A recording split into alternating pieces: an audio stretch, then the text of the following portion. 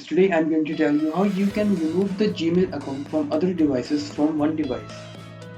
So just open Google Chrome, Gmail,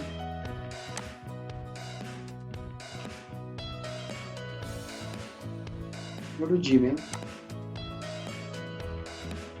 just log in on your account you are using from different devices. Now scroll down, you can see here a last account activity 29 minutes ago. Click on details. Now here's the detail of recent activity of your account. Check the devices, click on security checkup and click on your devices. Now here are the devices that are used on using your Gmail. Now if you want to remove the Gmail from these devices, click on the three dots here and click on sign up.